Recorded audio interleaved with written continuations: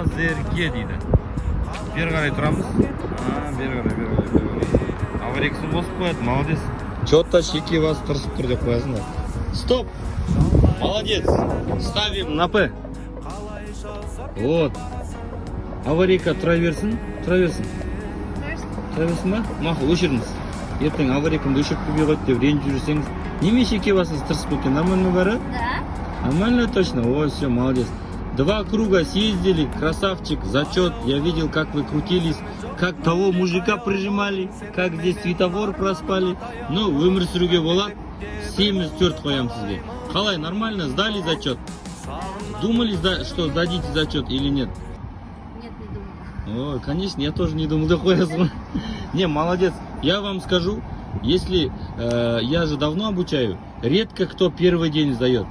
Из 20, из 30 девушек одна только